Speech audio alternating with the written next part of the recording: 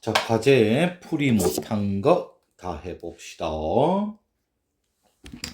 주체 바꾸기, ANY 바꾸기, 대칭성 바꾸기, 범주 바꾸기, 인과 바꾸기, 이거 5개만 잘 극복을 해도 우리가 수능형 문제는 뭐 무리가 없죠. 생각보다 중요해. 따단. 파란색으로 바꾸고, 이거 5개를 아주 자유자재로 가지고 놀고 있어야 됩니다. 그 외에 문학에서 나오는 표현상의 특징, 서술상의 특징, 시어, 화자 인물 파악하기, 문제 유형, 답니다. 이거 위에 나올 리가 없죠. 이거 외에는 이런 것들만 잘 파악해도 우리가 수능 100점은 멀지 않았습니다. 정지용의 나비. 우리 현대시가 보면은 계몽주의. 너무 두껍나? 내가 알려줄 테니 따라해. 이걸로 시작을 했죠. 우리 현대시가. 그 다음 이어진 게 낭만주의입니다. 김소월하고 이런 나오던 시대. 낭만, 로맨스. 주제가 막 슬프고 감정이 과잉되고 사랑 이런 거 찾는 그런 시대죠. 여기에서 벗어나고자, 감정의 과잉에서 벗어나고자 한 게 모더니즘입니다. 감정의 절제죠.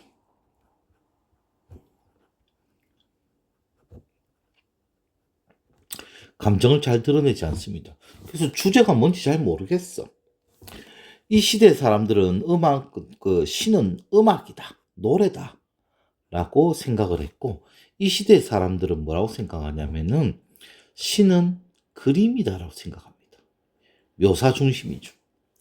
이렇게 이제 모더니즘 중심의 시를 보면은 낭만주의처럼 어떤 주제를 찾으려고 하면 힘듭니다. 그냥 없어.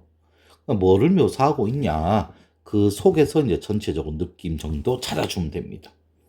그래서 이 모더니즘 시를 만났을 때 뭔가 찾으려고 하면 안 됩니다.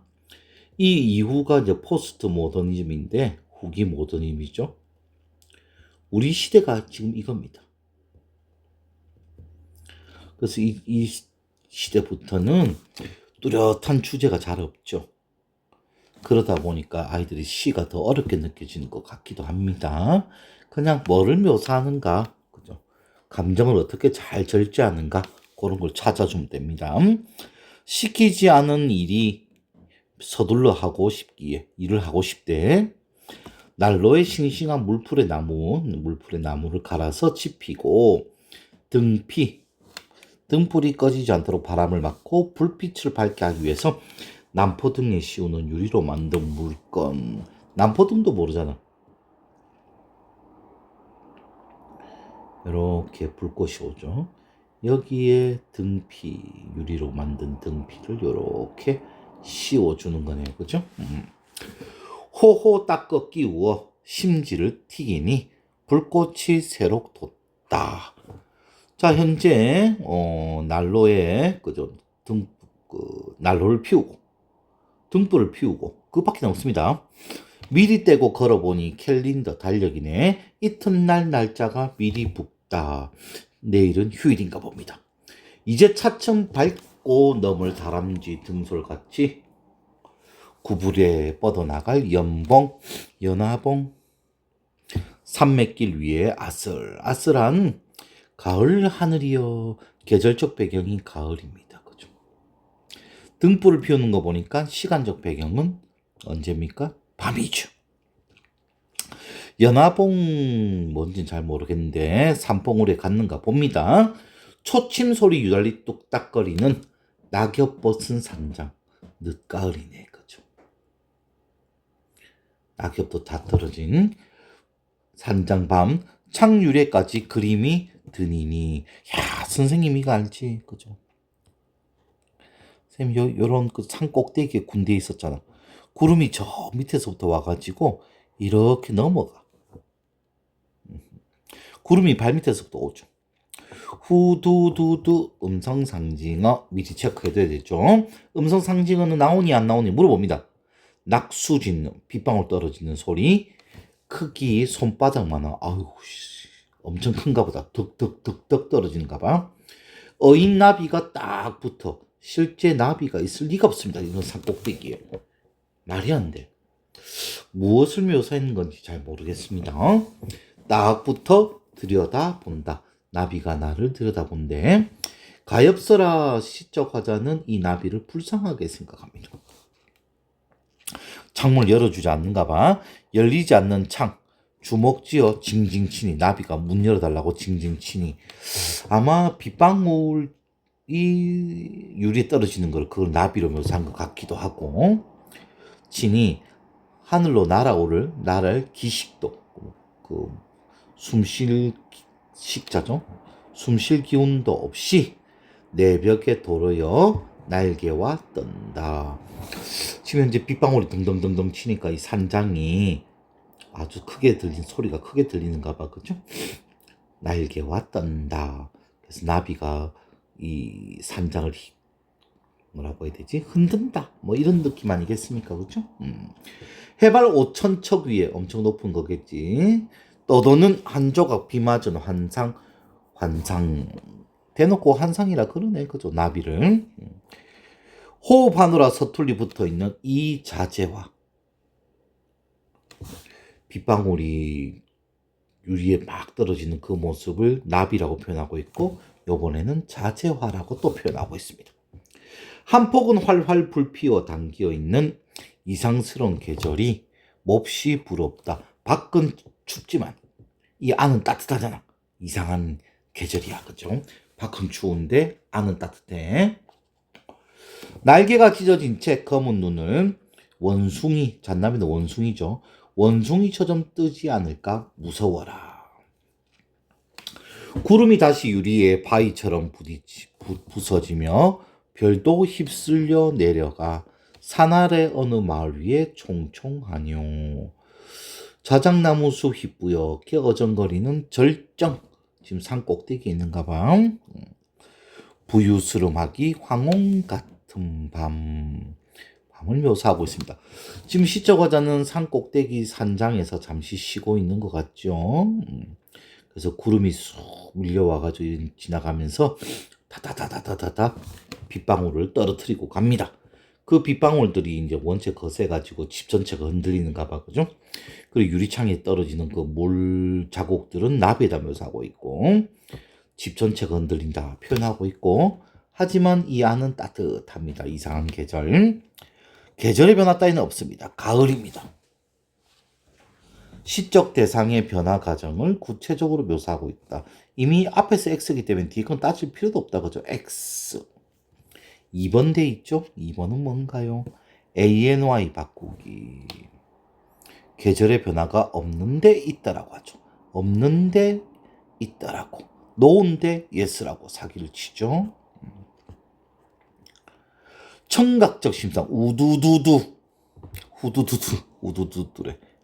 후두두두 있습니다. 예. 자, 기억은 현재 나비가 춥고 쓸쓸한 공간을 비유했다. 나비가 있고 있는 데는 바깥, 나비가 없는데 없는 곳은 산장 안이죠. 그래 되면은 공간이 두 개로 나뉘어져 서로 대비되고 있다. 그죠? 바깥, 안. 자, 기억은 어딜까요? 기억이 어딜까요? 이상스러운 게죠. 방 안이죠. 산장 안입니다. 나비가 있는 공간이 아닙니다. X. 1번도 되고 3번도 된대. 1번이 뭐지? 주체 바꾸기. 있는데 대칭성 바꾸기. 안과 밖 대비되는 공간이다. 오케이. 뭐 그렇게 봐도 되겠습니다. 화자는 창밖에 잔나비가 있는 것을 원숭이 있는 거 있습니까? 없죠. ANR 바꾸기지. 2번. 그죠. 5번은 뭘까요? 인과 바꾸기. 원인과 결과도 제대로 안 맞네. 그죠. 이렇게 해서 우리가 정지용의 나비, 모더니즘 계열을 대표하는 작품 중에 하나를 봤습니다. 그죠? 주제가 뭔지 몰라. 그냥 난 산장에 있어. 산장에 비가 왔어. 그거를 묘사하고 있는 그런 작품입니다. 시는 그림이다라는 걸 보여주는 그런 작품이다. 그죠? 그 다음 작품 김기택 얼음 속의 밀림. 얼음이 어떻게 밀림이 있을까? 가봅시다. 겨울 아침 계절적 배경이 똑같이 나온다. 그죠? 유리창 가득 반짝이는 성애를 본다. 아까는 비가 온 자국이었고 이번에는 바라보는 것이 성애다. 그죠? 유리창에 만발한 하얀 식물 성애의 보조관념 은유법. 은유법이 여러분 무엇은 무엇이다. 이것이 과연 은유법일까요? 은유법은 맞지. 근데 원래 원관념하고 보조관념하고 이꼴관계가 되면은 어떤 문장의 형식을 취하고 있든지 간에 은유법입니다. 그래서 하얀 식물 이꼴은 뭡니까? 성애죠. 그래서 은유법입니다. 그럼 비슷한 관계가 되면 완전히 같지 않아 비슷해. 그럼 직유법이죠. A는 B 같다. A는 B처럼 되니까. 그래서 은유직유의 원래 개념은 이렇습니다. 꽃과 잎과 줄기를 본다. 성애가 이런 걸 갖추고 있는가 봐. 그죠? 무엇일까? 막힘없는 물방울들을 섬세한 꽃과 잎의 무늬 안에 가둬 놓은 이 힘은 섬세한 꽃과 잎의 무늬를 가두어 놨대. 물방울들을 가둬 놨대. 여기에 대해서 시적 화자는 궁금증을 가지고 있네. 자, 결빙. 이 힘은 뭡니까? 결빙 힘이다. 그죠? 결빙의 힘 속에 식물의 본능이 숨어 있던 것일까? 의문문의 형식. 서리법인지는 잘 모르겠습니다. 그죠? 대답이 필요 없으면 서리법인데 잘 모르니까 진짜 의문문일 수도 있어. 땅 속에서 물을 퍼올려 잎을 피우고 꽃을 터뜨리는 생명의 비밀이 얼음 속에도 있었던 것일까? 이건 보통 식물이 가지고 있는 생명의 비밀인데 이게 얼음에도 있던 것일까? 것일까? 문장 구조. 또는 이런 거 뭐라 그럽니까? 통사 구조. 이런 문학적 용어에 익숙해져야 돼. 이거에 뭐가 되고 있습니까? 반복이 되고 있습니다.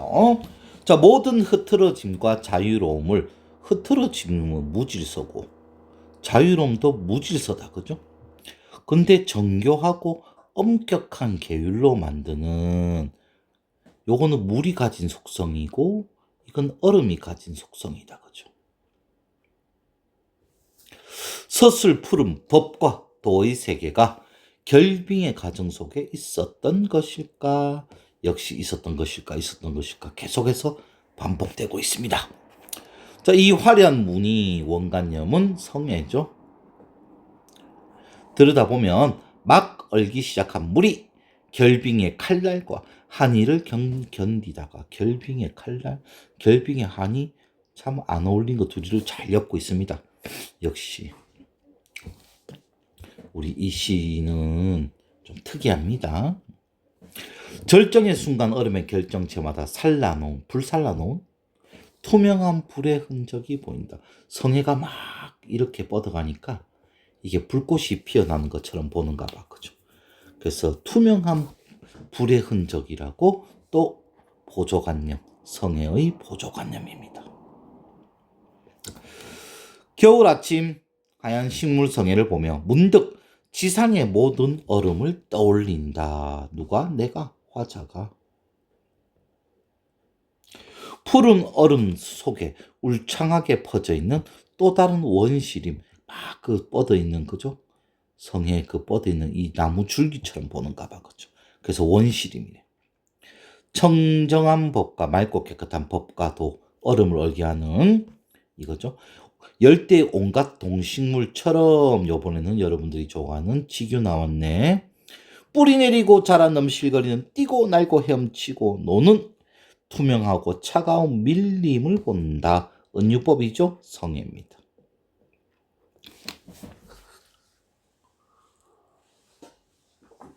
수능권에서 자주 나오는 작가입니다. 김기택 씨는 우리가 흔히 볼 수 있는 일상의 작은 물건들을 보면서 그 속에서 계속 파고들어가지고 넓고 깊고 막 그런 걸 보는 그런 특이한 작가입니다. 명령형 어조가 어디 있었어? 뭐뭐 해라 이런 거 없었죠? 강한 의지 뭔데? 그런 거 없었습니다. X. 의문형 어조 있었죠? 찾았습니다. 화자의 생각을 드러내고 있다. 무조건 맞지. 현재 시제 뭐뭐 해 본다 있습니다. 쌩쌩하게 보인다. 무조건 맞습니다. 현재 시제 색채어 그리고 아까 나오는 음성 상징어 있죠?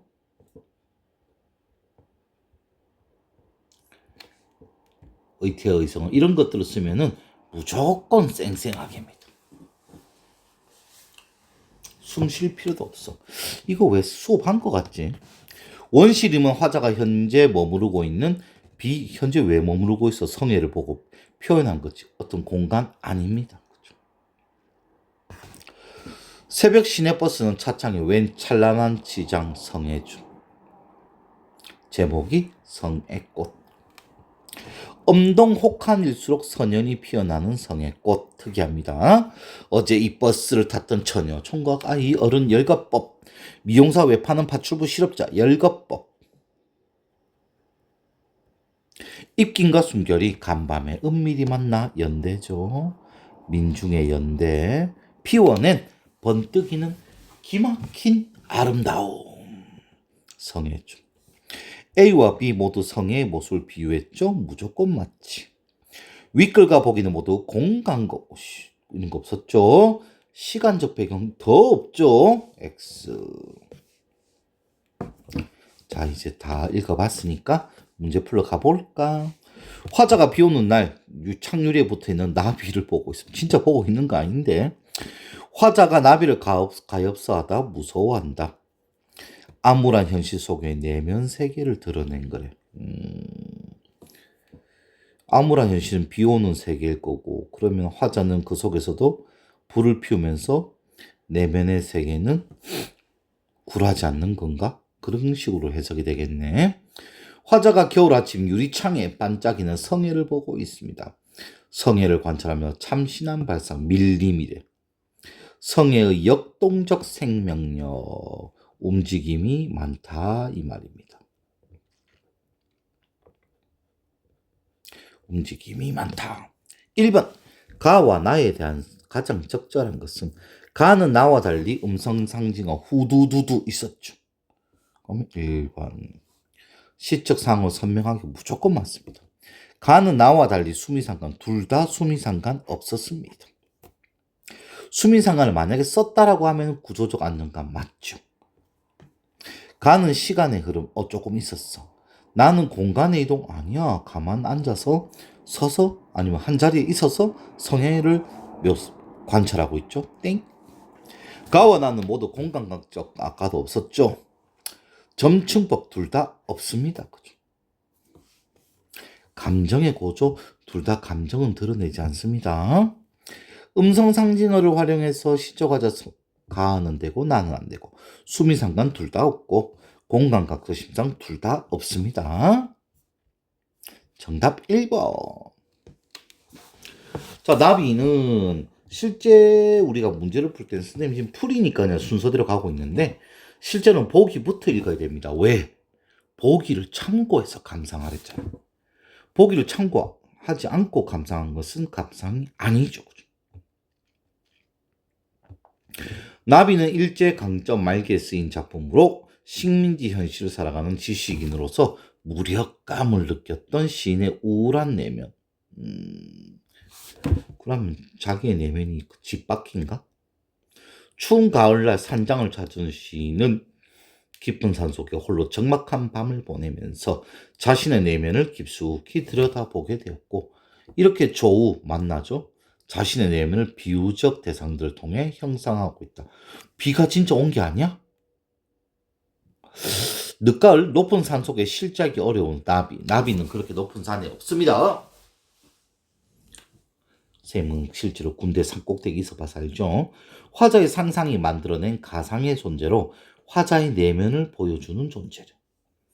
나비를 바라보는 화자의 시선과 화자를 바라보는 나비의 시선을 교차시켜서 시대적 아픔으로 힘겨워하는 스스로에 대한 불쌍함. 내가 나비를 불쌍하는 것이 내가 나를 불쌍하게 여기는 거네. 시대적 고통에서 벗어나고픈 심정, 억압적 현실로 인한 두려움. 잔나비 나오는 그거. 그럼 잔나비가 일본 애들이네. 이때 나비는 화자의 또 다른 자아로서 기능을 하게 되면 그 문밖에서 고통을 겪고 있네. 고통을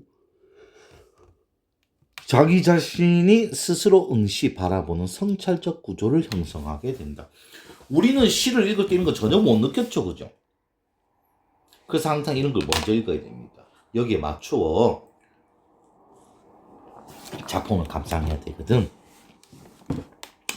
초침 소리 유달리 뚝딱거린다고 느낄 만큼 적막합니다. 낙엽 벗은 산장, 늦가을이죠. 늦가을이라는 시적 배경이 내면을 바라본다. 될 것 같습니다. 가을은 성찰하는 계절이니까. 빗방울이 떨어지는 창밖에 붙어있는 나비를 가엾다, 불쌍하다 여기는 것은 시대적 아픔으로 힘겨워했던 화자 스스로, 나비가 화자의 분신이니까 현재 연민이 나비에 투영되었다. 맞죠? 해발 5,000척 위에 떠도는 한 조각 비 맞은 환상이나 자재와 한복 같은 비유적 표현을 통해 창밖의 나비가 실제하는 대상이 아니고 화자가 상상해낸 존재, 이렇게 높은 데 나비가 있을 리가 없으니까. 산장 안의 온기를 이상스러운 계절로 여기며 부러워하는 창밖의 나비가 검은 눈을 잔나비처럼 뜨지 않을까 무서워하는 모습은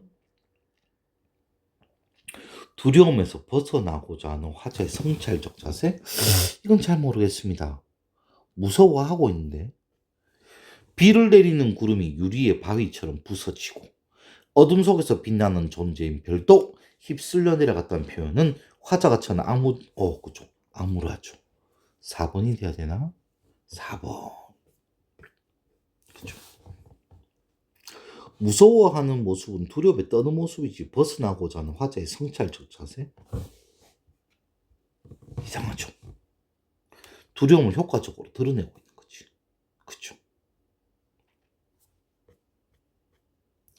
그래서 보기하고도 좀 안 맞고 벗어나고자 하는 모습도 아닙니다.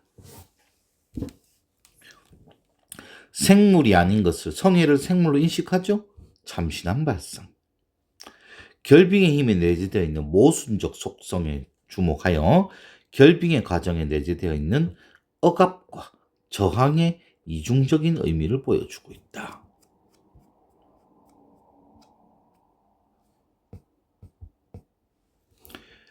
본능이 숨어 있는 것인가? 생명의 비밀이 있는 것인가? 흐트러짐과 자유로움, 엄격한 계율, 억압이죠. 억압 있었던 것일까? 이걸 이렇게 만드는 것이지 이게 공존하고 있는 모순은 아니지요. 저항도 없지요. 저항은 없습니다. 이 물처럼 흐르는 자유로움을 얼음으로 억압해버리는 거지. 규칙적으로. 불살라 놓은 거기서 나온 불의 흔적이다. 그죠? 하나의 대상에서 찾아낸 속성을 다른 대상까지 그 범위를 넓혔다고? 그런 게 있었어?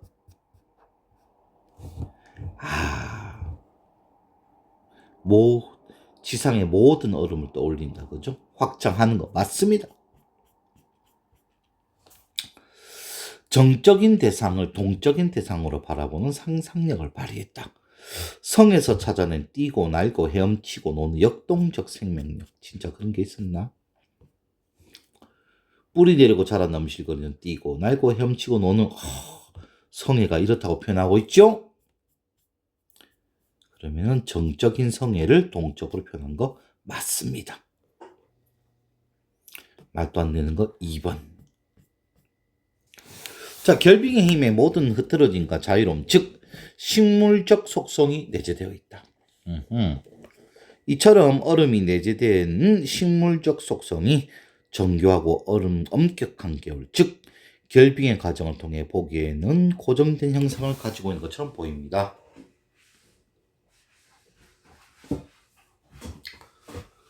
따라서 결빙의 과정 속에 억압과 저항은 찾아볼 수 없지. 뛰고 날고 헤엄치고 놉니다. 정적인 거를 완전 동적으로 표현하고 있죠. 기역과 니은. 창유리. 유리창. 이거는 나비가 못 들어오게 막는 그런 존재고, 이거는 성에가 붙어 있는 그런 공간이죠. 어떻게 문제가 나올까요?